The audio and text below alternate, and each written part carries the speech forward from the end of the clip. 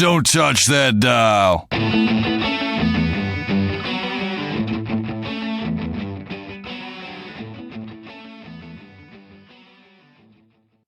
Welcome back to the Behind the Bits podcast. This is episode 6 with Charlie Hester. She's from Danville, Illinois, and is known as a Dirty Ray of Sunshine, a musical comic that is doing great things and is a great, great interview. I hope you enjoy. Hey, everybody. Thanks for tuning in to the Behind the Bits podcast. This is Scott Curtis, still the host. You're stuck with me, and I've got Charlie Hester here with me. How you doing, Charlie?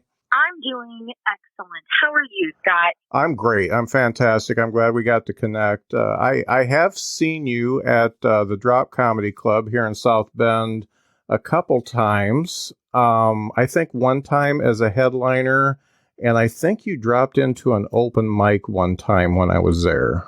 Okay. Yeah. Yeah, that sounds like me. Yeah. Yeah.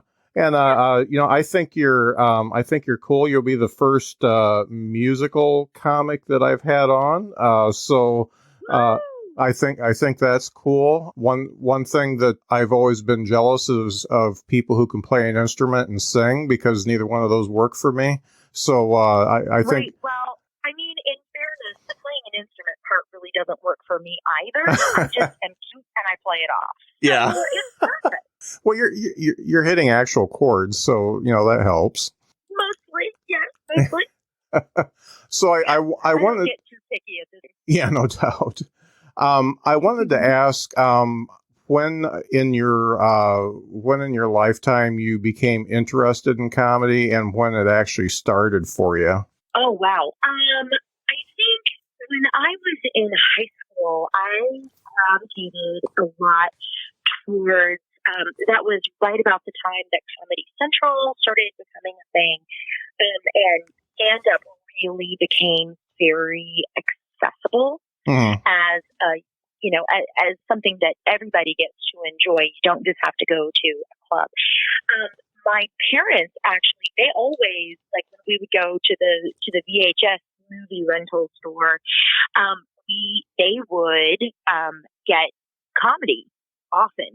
And so I grew up watching Carrot Top and Gallagher and Bill Cosby. But, we had all of the, like, my parents always, they would make me go to bed, but then I would be sitting at the bottom of the steps and I would listen. And I was listening to them laugh and forgetting about how hard life is. And so that was something that really stuck with me growing up, was that my parents, there was this lightness to them after they had a really good laugh. And so that was a principle that I sort of carried into my own life in becoming an adult. And now, I mean, here we are. This is what I do. So. Well, that's really cool. Yeah. So at what age did you do like your first comedy? Did you do an open mic? What did you do? Let's see. I'm 42 now, and I did it 8 years ago. So okay. I was 34? Okay, cool. Is that right? Yeah.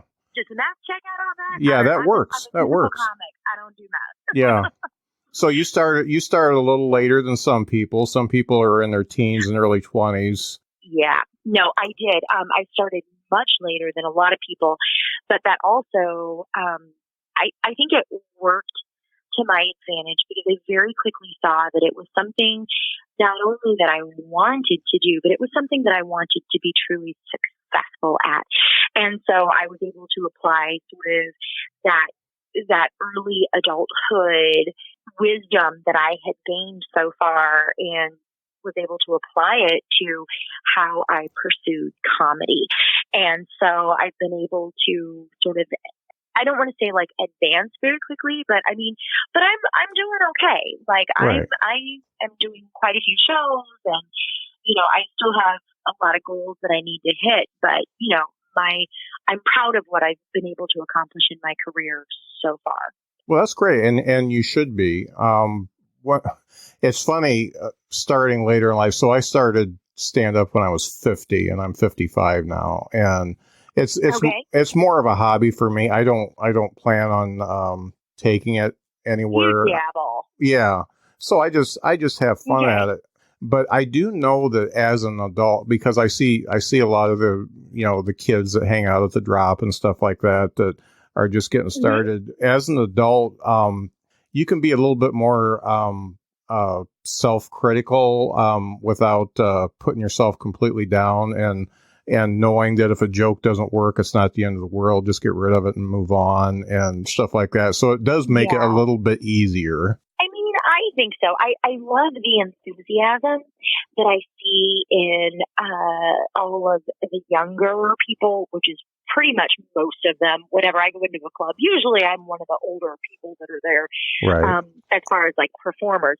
But I mean, I love their enthusiasm. I love their passion for it. I love their excitement. But I don't know if that's because I'm older or because I've been doing this longer, and maybe I don't know, maybe like the hope has been dashed out of me and I'm just jaded now. But it's really refreshing to me to see people who are, so excited about it, and they just believe that every possibility is a possibility. Right. And I do love that, but at the same time, yeah, I mean, like I'm the kind of person I show up early and on time, and I treat it very professionally. Mm-hmm. And I think that there are a lot of younger comics who, they don't treat it professionally for a while. Right. And I think that that's one of the reasons why they sort of get stuck in that, they do open mics and showcases, but they don't really understand how to make a career out of it. Mm-hmm. Exactly. The thing about the enthusiasm, though, is people like us, we can feed off that enthusiasm because we've been around for a while, and I just use it. It's kind of my energy, especially when I see somebody who is like breaking out and just they're going from being an open micer and kind of funny to actually having a good 10 minutes and a good 20 minutes and stuff like that. So that enthusiasm is cool for me. And that's what keeps me young, except for my looks, Right. Yeah. No, I did a whole plastic surgery, tooth derm and Botox kind of thing. So that's how I keep my youth on stage. But off stage, definitely. I think that there's a lot to be said for that, and sort of, pulling that enthusiasm and figuring out how to apply it to a more mature approach. Mm-hmm. And I think that that's one place where I've managed to strike a really nice balance because, I try very hard to be very positive and I'm always really optimistic, but also this is a job for me. Right. And everybody has bad days at work and, everybody hates their job sometimes, but it's the kind of job that you just keep coming back to it. And so, so that enthusiasm of the young pups, it really is important because it keeps me excited and it keeps me searching for, who do I want to travel with me, or, who can I really help support, or who do I see that's struggling that's really good, but they just need a little encouragement. And, not that I have any good guidance to give them. I'm a hot shit mess, but sometimes like just hearing like, hey, I thought that was really funny. This is, this joke, it really struck a chord with me. It's really well written, and I try and treat people the way that I would like to be treated myself. Mm-hmm. And so, yeah, I don't know. I have a love-hate relationship with new comics now that I've been doing this a little while. Right, right. That's one thing that I think the younger comics I'm not being one of those I hate millennials people or anything like that. I love millennials. Right. I think they're the only one that are going to save the world from my generation. So, I think that they're the best. But I remember myself when I was, in my late teens and early 20s, you're just so self-absorbed that you don't see what's going on around you. And when and somebody like you or I, when we see something that's really good, I do the same thing. When somebody has a good bit or they really pull something off, I immediately go up and tell them, hey, you've got gold there and you need to keep working on that. Yeah. And when they hear that, it just, you can tell that they lighten. Everything is a little bit better for them. Yeah. Yeah. I agree. And I think that it's a lot of those moments that matter in comedy. I mean, they matter more than having a good set every freaking time. Because honestly, I've learned way more about comedy by having bad sets than I ever have having good sets. Mm-hmm.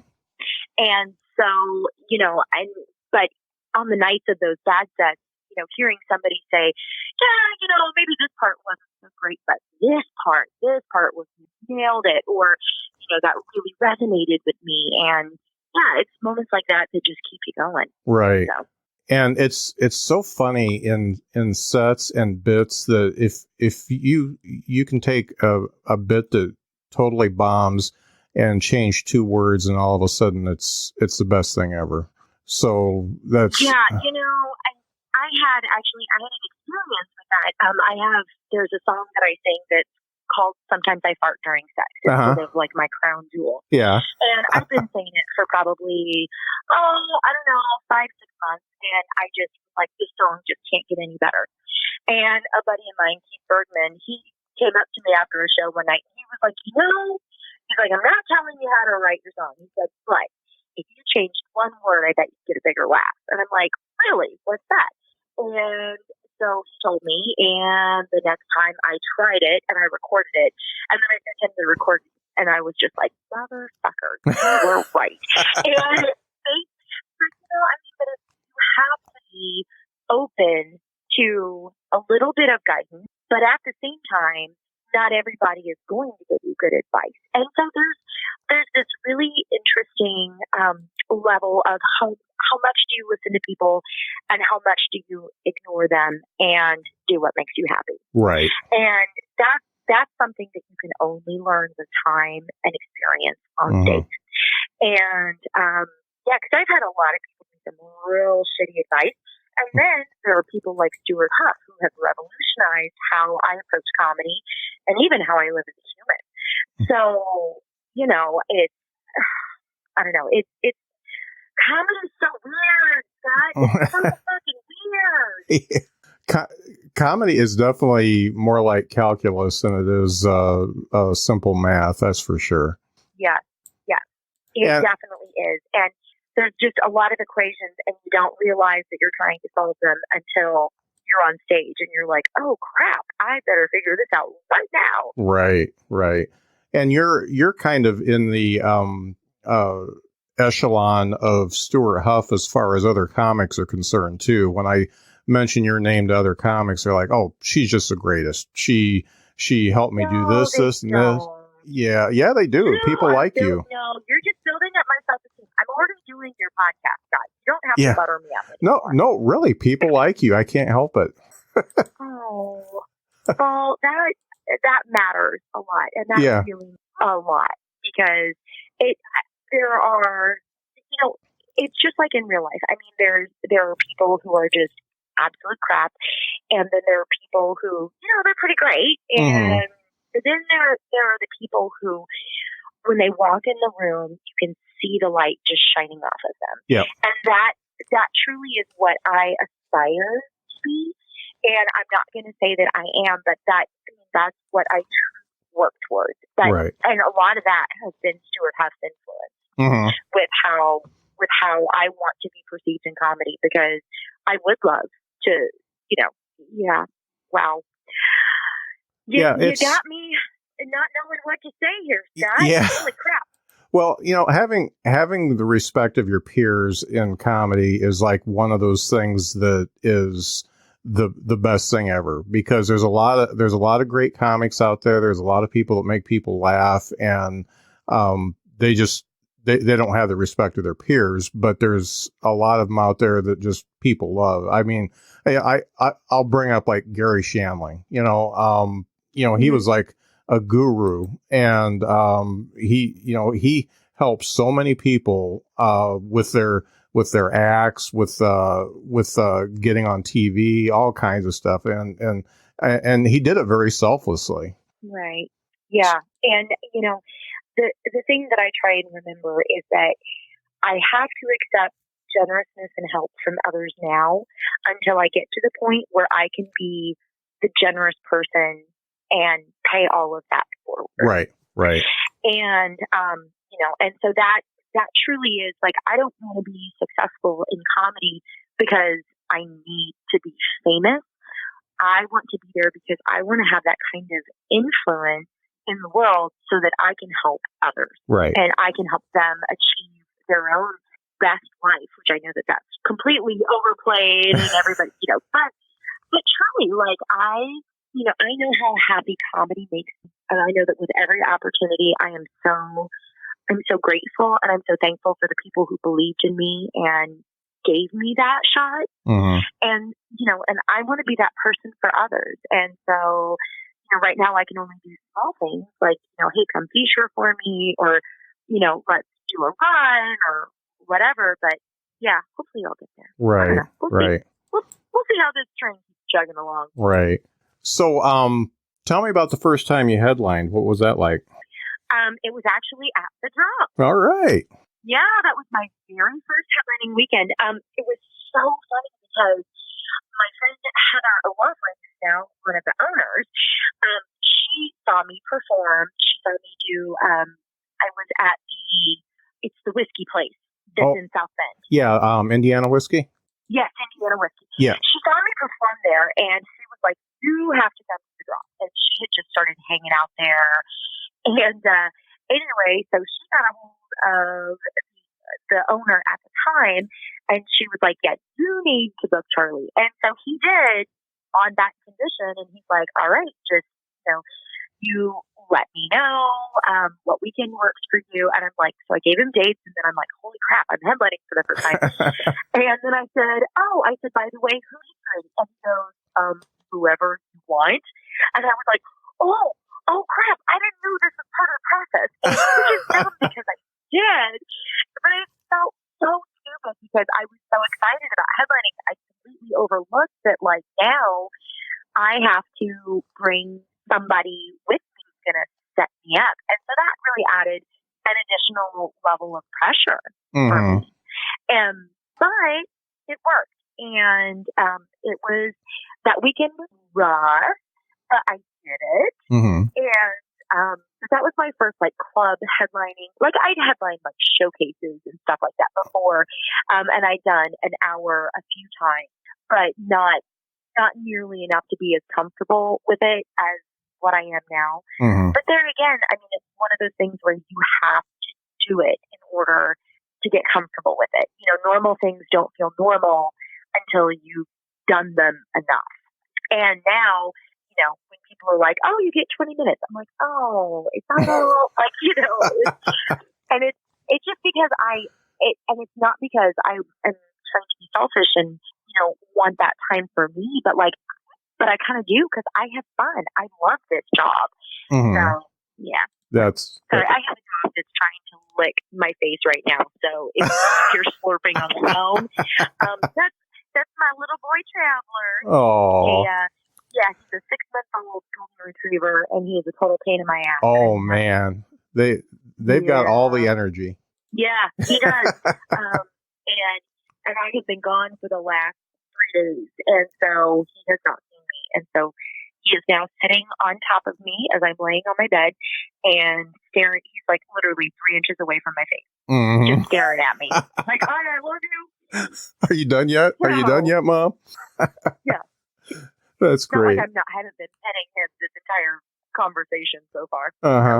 I wanted to ask you something that I haven't asked anybody yet, because I haven't seen a website as nice as yours for any comic that I've talked to yet. So obviously to get yourself out there and make a good impression, having a good website definitely helps. And yours is like put together by Hollywood or something.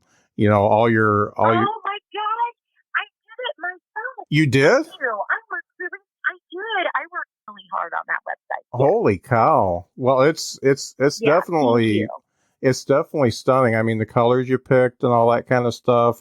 I work in the tech world, and I just pulled that up, and I'm like, yep, I know whose website this is, and I know what she's all about. I can click around very easily, and Yeah. The it's only very thing that's nice. not updated right now is my schedule, and I've been relaxed about that. But also, we've had some family stuff going on, and my son has been going through a transition with his mental health, Hmm. and so I haven't really been booking all that much recently. But things are starting to pick back up now as Hmm. he's getting healthier, and so yeah, so that I will have it updated by the time this podcast airs. Yeah. Just please tell me when. You've got a couple weeks, so I'm banking Mhm. episodes right now. So if I have a down week, I can put one up. So Perfect. yeah, Perfect. yeah. So you've got a little time. No, Okay. it's a great website. So how did you come up with the tagline of "Dirty Ray of Sunshine"? Somebody actually called me that. Oh, cool. They, yeah, I had made a comment. Well, Justin Tuttle, who is a comic that's in Champaign, Urbana, he was on a show with me one time, and he got up after I had done my set. And he was like, "Let's hear it for that trashy Trisha Yearwood," and I thought it was so funny. That just like resonated with me because my music is a little country because country only requires 3 chords. Yeah. And so my music tends to lend itself to that sort of feel. But when I was talking to another comic, and I honestly, I don't remember who it was, or I would give them all the credit in the world. But I was talking to another comic after a show about it, and it wasn't even a comic I knew very well. And I said, "Yeah, I've been called Trashy Trisha Yearwood." And this guy said, "Nah, you're really more like a dirty ray of sunshine." And it like immediately in my head, like the wheels started turning, and it was shortly after that that I started wearing only yellow on stage. Mm-hmm. If I'm headlining or featuring, I always wear a yellow dress, and it's in a lot of places too. Like I do, but that's for a couple reasons. First off, the color yellow makes me happy, and it makes people happy when they see it. Mm-hmm. And you don't see many blonde women wearing a bright yellow dress. Right. Second of all, it encourages people to be able to find me after a show and talk to me. Mm-hmm. That is something that is really important with me, is connecting with an audience, because I'm there to network with comedians as well. Mm-hmm. But my goal is to constantly increase my fan base and to build fans for life. And so my visibility needs to be such that people in a crowded room, they can spot me easily and make their way to me. Mm-hmm. And I don't blend in, and that is very specific. And and the fact is, I have a trash whore mouth, and yet I'm doing the Great Girl Drive and like raising products for women's shelters. So yeah, I really am like I'm a sweet ray of sunshine, but also like dirty as hell, and my mom won't watch me do comedy. So it fits. It just fits all around. Yeah, well, it's absolutely perfect. What you say about people coming up and talking to you after a show, it is so true, and it's very basic sales is what it is. Is if you make somebody feel good when they leave your show, they're going to go out and tell 10 people, you've got to go see Charlie Hester. And then you just build on that and you make more fans and more fans. It's very simple. Be nice and be available for them, and it works every time. Yeah. And I think that one thing that a lot of new comics, stage time is very fun. It's amazing to get laughs.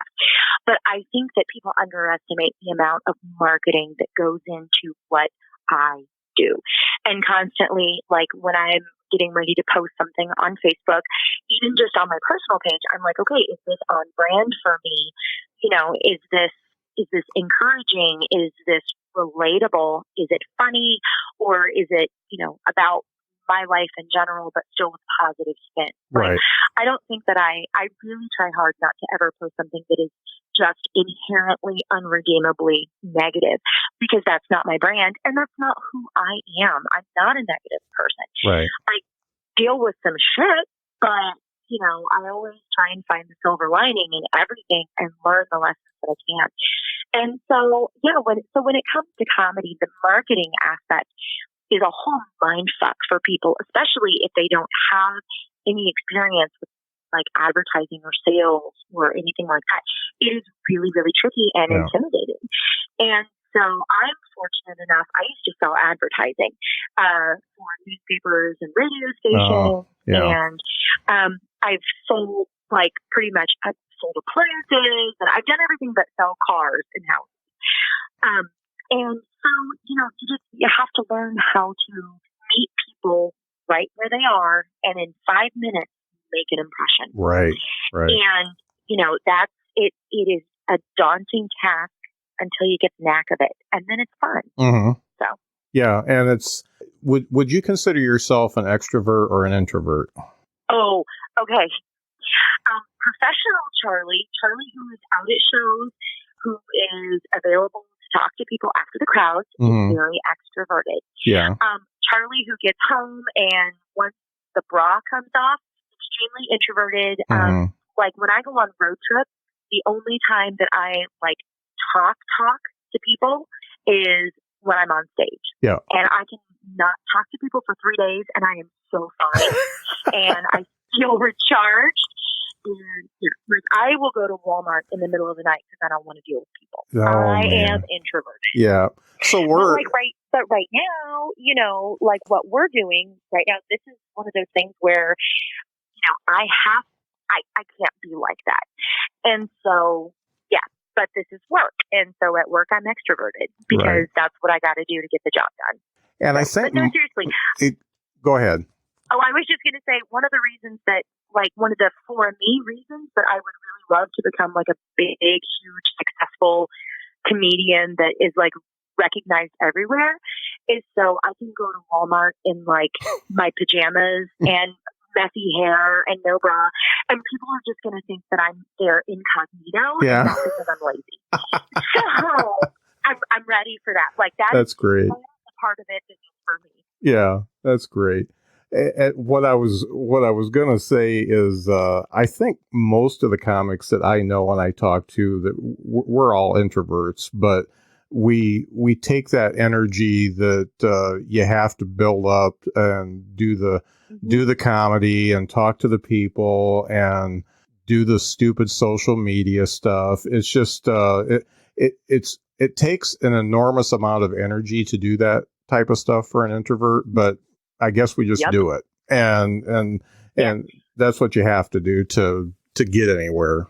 Yeah. Well, thank goodness for social media venues like Facebook, where I can still be connected, but I don't have to say shit to people in real life. Right. And so, there are days when literally on Facebook, that's truly the only interaction that I'm getting. I mean, besides with the people who live in my house, my family.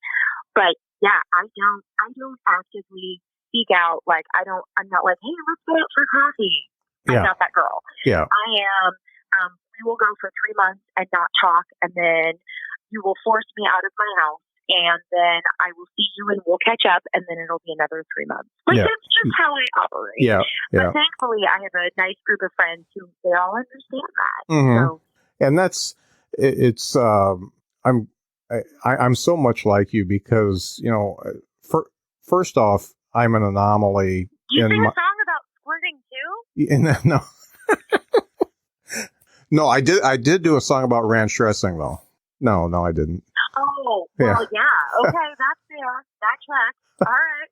No, but I'm kind of an anomaly, so all the young people kind of just want to hang out and find out what I'm all about. But when I'm done, I'm done. I've got a wife that I've been with her for 37 years, and I just want to go home and go to bed. And so it's very rarely that I do anything outside of what I'm supposed to do for any show that I'm in. Right. Yeah. Well, and but that's a double-edged sword too, Right. because there are a lot of times where it's not even necessarily your talent and your ability that is what makes you bookable. It is the connections that you make and the way that you interact with people when you're not on stage, like other comics and people who book. And so I've accepted it as part of the job. And again, it's a job, so there are going to be parts of it that I don't like, and that's one of them. But like, I'll have to force myself to go out and hang at, like if everybody's like, let's go out to the bar, let's go sing karaoke. Like I have my one karaoke song, that is one of my pieces of new advice I give to advice I give to new comics is have one karaoke song in your back pocket that you can just wail on. Yeah. And then once you do your one song afterwards at the hang, then you're done. Yeah. And, but it's little things like that, that you really have to play those games in order to be successful. And again, I look at Stewart Husk. I've never seen Stewart Husk tell somebody, I don't have time to talk to you right now. I've never once seen him do that. Even when he is tired and dragging his heels. I mean, gosh, last time he was here for my house show, we stayed up until 4:30 in the morning talking.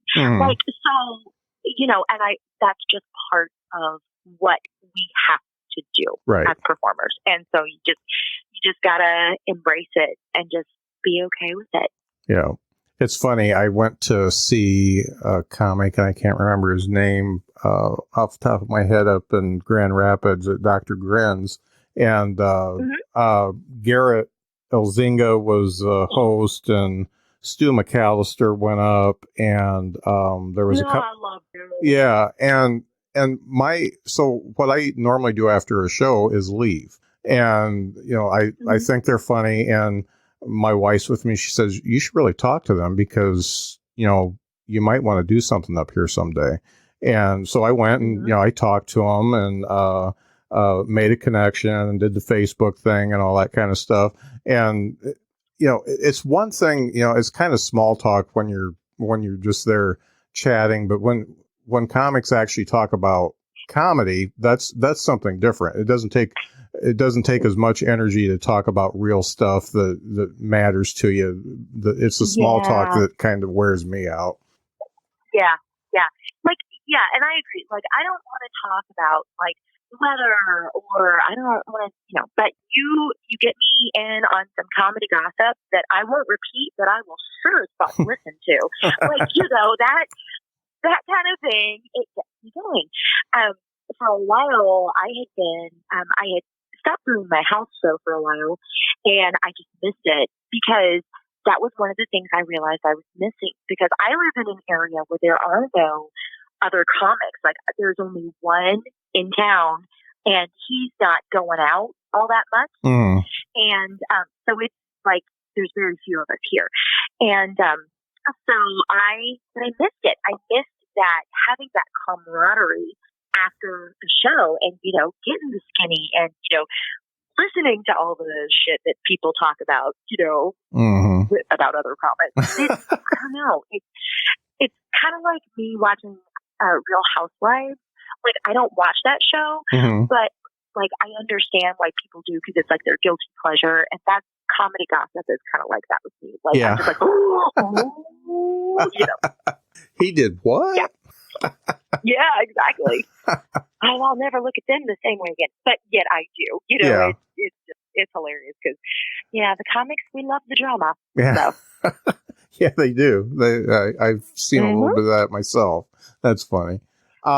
One of the things I wanted to ask you is,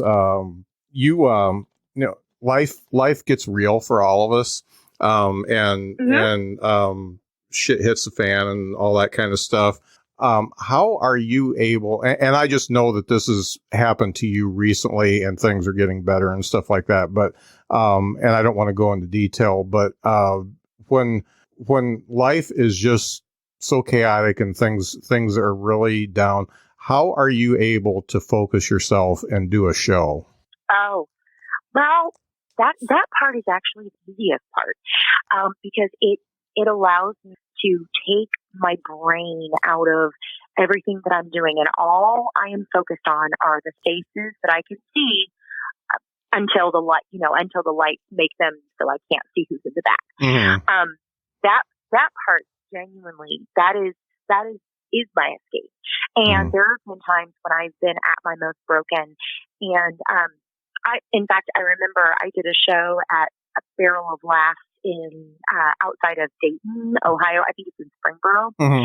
And it was like 4 days after we had to put my dog down, and my dog was like my everything. Like, I love that dog. Yeah. And but that first moment, I was like, okay, I am gonna give everything that I am to this audience, and that includes like all of that emotion that I'm feeling. But I'm gonna redirect it, and it's not gonna be sadness. It's gonna be excitement for them, and compassion. And I'm truly going to transfer my energy to them, but in a positive way. And so that's really a lot of what I do. And yeah, there have been many times when there's been a show that's come along right when my shit has hit the fan, and but those shows have been the ones that have in fact saved me, because I can get out of my own head. And I'm very optimistic. Like, I want to believe that the best outcome is always possible. And if you find out that the best outcome isn't what you're going to get, well, then how do we make the best out of the outcome that we're getting? And that's really where I keep all of my mental energy, is always searching for the lessons and the goodness. Well, that's great. I tend to I smoke weed. I don't know if that matters, but that helps. I think that helps. Yeah, it does. I can say that now because weed is legal in Illinois. Yeah. So I'm fine with that. Yeah, Indiana's like a weed-locked state instead of a landlocked state. Yes, yes, you are. And I don't enjoy doing shows in Indiana at this time, but Illinois, Michigan, I got you. Yeah, no doubt. It's I mean, we just started selling alcohol on Sundays last year, so it's going to take a while. Ooh, you guys are big time now. Yeah. We're closer to Alabama than we are any of the states by us. I love Alabama. I have never had a bad show in Alabama. Isn't that crazy? Yeah. My son lives in Huntsville. My son lives in Huntsville, and I love going there. I mean, it's Huntsville is a really cool town. Yeah, if you ever have the chance to do comedy in Huntsville, I highly recommend it. I just got back. I went there over Christmas break, and did 2 shows while I was down there, and they were amazing. Yeah. They rejuvenated me so much. Yeah, it seems like a really nice scene. I did do an open mic when I was down there visiting one time, and just talked to a few of the comics there. The bar that they had the open mic in closed like a month afterwards, but it was over by the that middle school where they have all the breweries. It was over in that area. They've got Yellowhammer and whatever the other ones are. I've drank. I don't know. I don't really drink. Yeah, I do. So it's okay, cool. It's good beer. So, but I did that open mic, and then I started following the scene, and it looks like there's really a lot of people really working it there. So that's great. Yeah, my friend Jesse Pollard just opened a new comedy club there. And so I got to go down and do a show called, and it goes a little something like this. And we did, it was sort of like a storyteller show. We had to write a bullshit story about a song that we would then perform a few minutes later with a live band. And so I did Zombie by the Cranberries. Oh, cool. And and I wrote this really amazing like lesbian love story, and it was so much fun. And that show was remarkable, and I really hope Scott Easton keeps doing it because it was phenomenal. So if you're ever down there in Huntsville and you see that it goes a little something like this is one of your options, go see it. It's I definitely will. Show. Yeah, I definitely will. Yeah, that city's just about to blow up anyway because they're at the arsenal. They've upped the FBI to where it's going to be the second largest FBI installation. They're putting a Toyota plant in. They're just doing all kinds of stuff. They're getting a minor league baseball team, the Trash Pandas.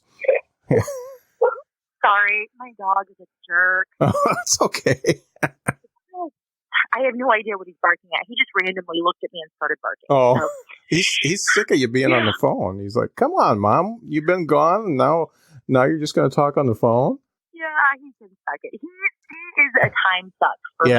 Because I sit there and tell him how cute he is, and he just never stops. Mm-hmm. So yeah, he can wait. He's going to get plenty of attention later. Yeah. But when you were before you came a comic and now, who are the comics that really inspire you, and you just you think that they embody what you want as a comic? H. John Benjamin and Maria Bamford. Okay.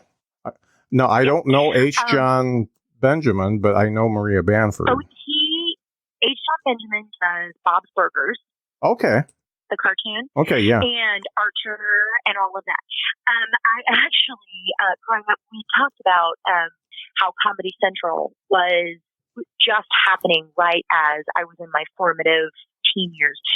And I had a friend of mine, he had an apartment and he had cable, and we would sneak into his apartment while he was at work, and we would watch the animation block on Comedy Central. And one of the shows on there was Dr. Katz, professional therapist.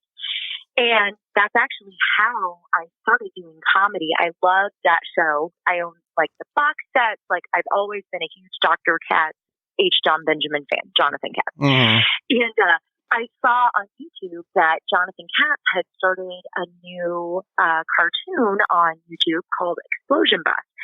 And so I immediately sent them a message. I'm like, hey, I'm loving this. You know, I'm a huge Dr. Katz fan, excited to see John Katz is still doing stuff.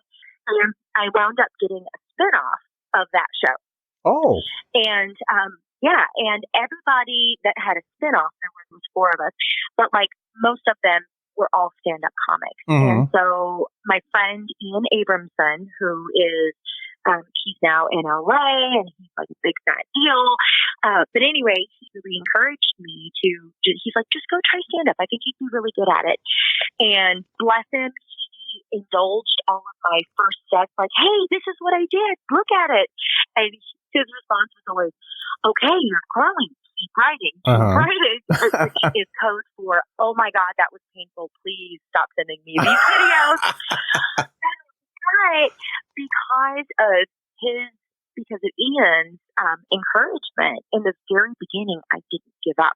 And because I started doing just straight stand-up, and it just wasn't for me. But once I started doing music, then he was like, oh, I think you're onto something. And, and he was right. So, yeah. So, but anyway, great. So Jonathan Katz, who was the voice of Dr. Katz, like, if I would not have been given that opportunity, I don't think I would be doing stand-up comedy. And I can't imagine how tragic my life would feel without it. Right. Like, now that I've been doing it, there's no other option for me. Like, this is it. I am ready to put a ring on it. Like, this is all I'm doing. So it really is the best. When you can make people laugh, it's just the best. It's not. You can't put a dollar sign on it, even though you want to get paid. It's just the best.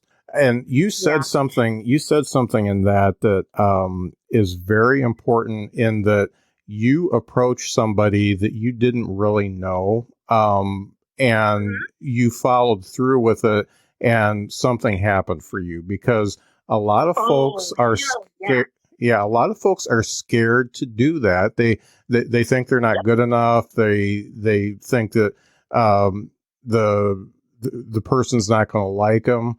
And you and I, coming from a sales background, it's just a no. And if if they say no, you go on to the next one. And I've got a couple people that, I hang out with, and I've gotten on some shows that they've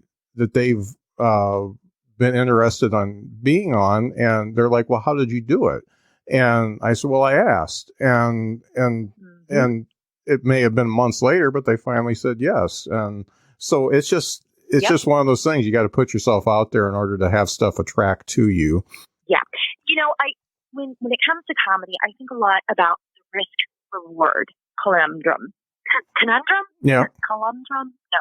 Conundrum. Yeah, it's conundrum. Okay. So there's a certain amount of risk that's involved in order to achieve any sort of reward. And so when I am looking at an opportunity and going, this is something that I think I would like to do, and then I look at, okay, what is the risk involved?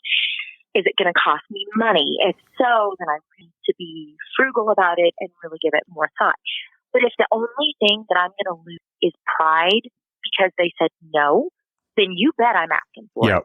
And honestly, I've gotten a lot of opportunities I should probably not have gotten at that time because I'd asked. And I wasn't ready for them, but I made it happen, and I am, now I'm much better for it. Right. And so, so if the risk, the only thing that you're going to lose is pride at being told no, then, oh my gosh, ask for it. Yeah. Why not? The world is full of possibilities for people who ask. And Stewart Huff always says, and I quote him a lot, I'm a huge Stewart Huff fan. Yeah, me too. The biggest. Yeah. But he talks about, he said, it's not always talent that makes somebody successful. It's how bad they want it. And I try and remember that. Like, I really do try hard. Like, if I wasn't getting laughs at all, I wouldn't be getting booked. But I feel like my career is at the point where it is because I want it and I work for it. And I mean, it is a 40 plus hour a week grind, and that's not including stage time. Yeah. Like, it is a lot. Yeah. But god damn, what a great job it is. So anyway. Yeah, that's one of the things that Stewart mentioned in his interview, that one of the things he likes most about comedy is he hasn't had to punch a time clock for 20 some years. So that's good. Yeah. Yeah.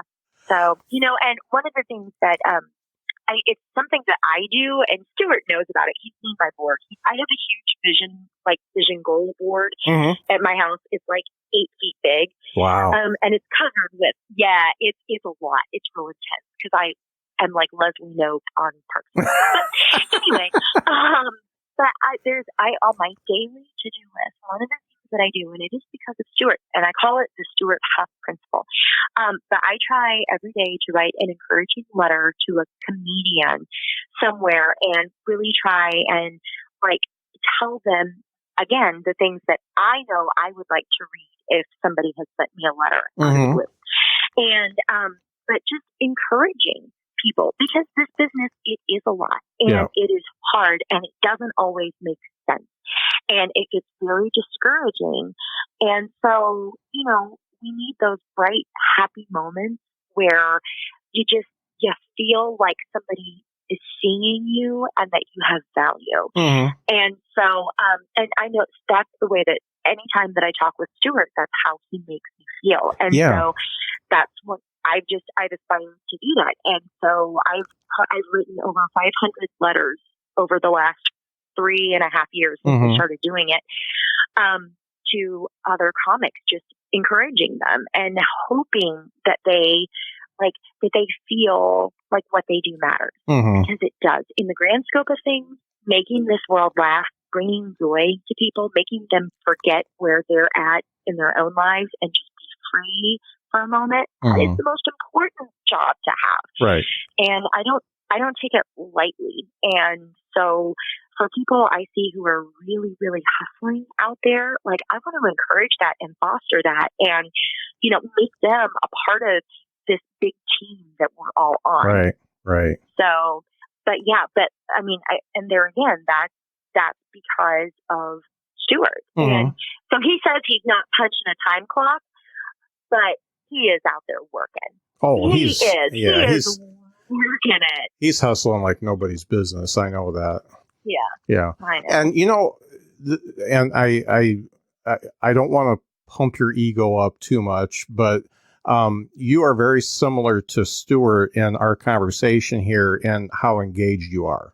And all the comics I've talked to so far have been extremely engaged, but you and Stewart both are taking this seriously, even though this is a brand new startup podcast. You don't know me, and Stewart didn't know me, and I really appreciate that. And you mentioned the podcast in a Facebook post, and you don't know how much that means to me, because people respect you and people are going to listen just because you put it out there. So, things like that, little things like that just make somebody's day. Yeah, they do. They really, really do. Yeah. And, I'm very happy that that's how it made you feel. That makes me feel good. And it reminds me that I need to keep doing stuff like that. But also, I hope that other comics hear it and they understand how important it is that we have to support other comedians. Right. Because, I don't have the same fan base as Stewart has. Mm-hmm. I don't. And that's okay.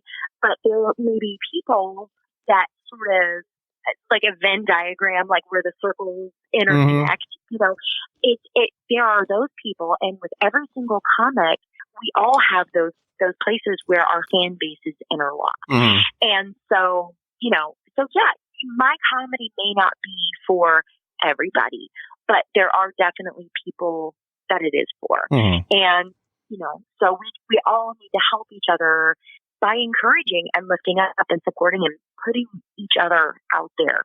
So, right. And there are a lot of comics who do.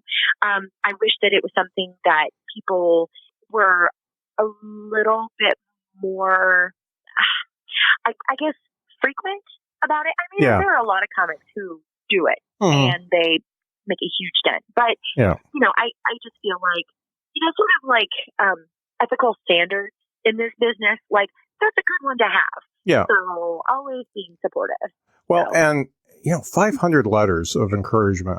That's just nuts. And bully to you for doing that. That's great. I just I can't imagine what a comic would feel like that. They're just coming up and they get a letter from you saying, "Hey, you're doing the right thing. Keep on doing it." That's just great. Yeah. Well, I know for a fact that if when I'm having a bad day, like my life is a little bit difficult. And, but there have been days when I have said, "Hey, folks, I genuinely, I just need a word of encouragement." Mm-hmm. And it's funny because a lot of the comics who have gotten my letters, they are so quick to respond and be like, "Hey, I saw that you needed this. I'm going to pay it back right now." And so, truly, it's not something that, I do it for them and for the greater good, but it benefits me too in the long run. And so, but it's all about building a really, really great work network. Mm-hmm. And you gotta do it. You gotta do it. And it sucks a lot. You gotta get out there and make those connections and keep those connections alive and thriving. And all of a sudden then you find yourself traveling all over the country in your Prius, peeing in a cup in your car because you're so busy and don't have time to waste to pull over. And you start getting a dent in what your dreams are. Yeah. And that's where I'm at. Well, that's it's just definitely karmic. It's, what you put out there is what you're going to get back. And I was a pretty angry guy for a long time, and I put out a lot of anger, and that's what I got back. And, you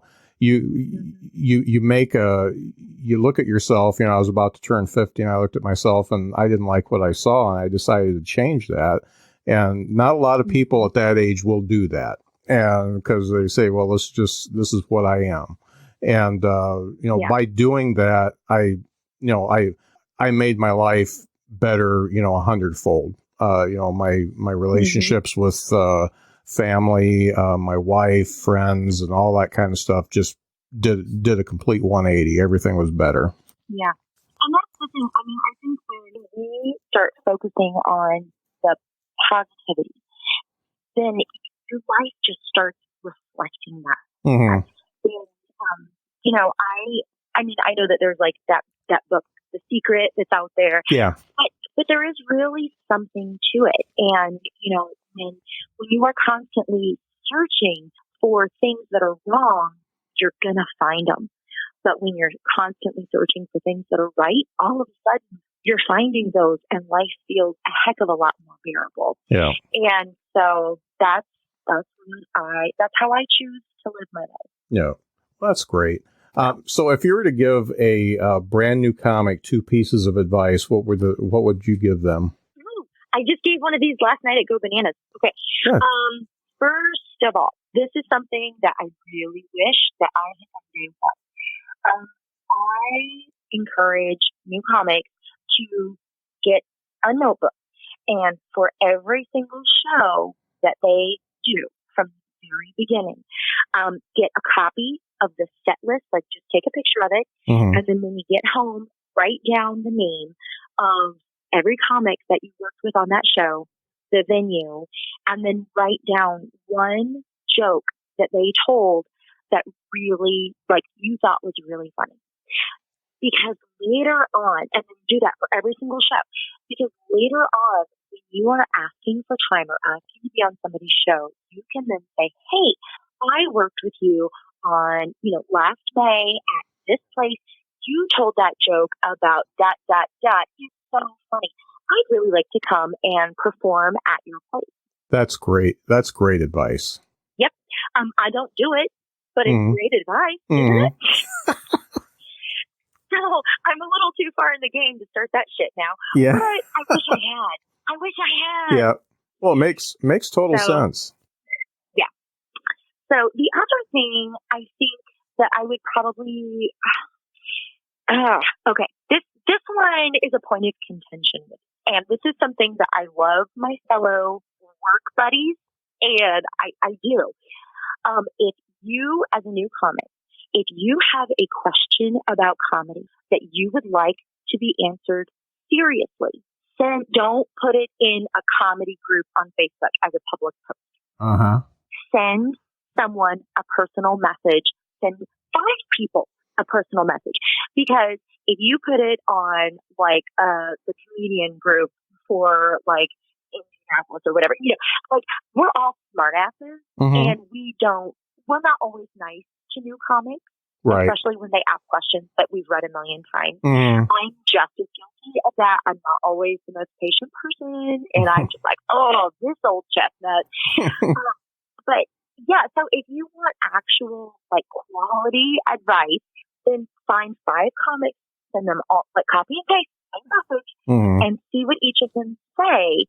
Don't put it in that, because sometimes I feel like probably as comedians, we probably scare new people out of ever doing comedy again because we're all so shitty on some of those group messages. We're funny, but we're not nice. Yeah. And so, and I think that's, because if somebody asks me personally what I think about a particular topic, then I will give them a very honest and heartfelt answer. If I see that everybody's cracking jokes, then I want to get in there because I don't know how to punch out and I want to make a joke. And so then I'm not answering the question. I'm just working. I'm just running this. And you're not going to get any advice that's usable. So, yeah.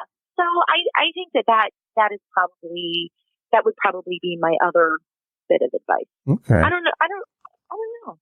That's actually, that is two things I never would have expected to hear, and I think both of them are great. Oh. I don't do things like other people. Yeah. I'm kind of weird like that.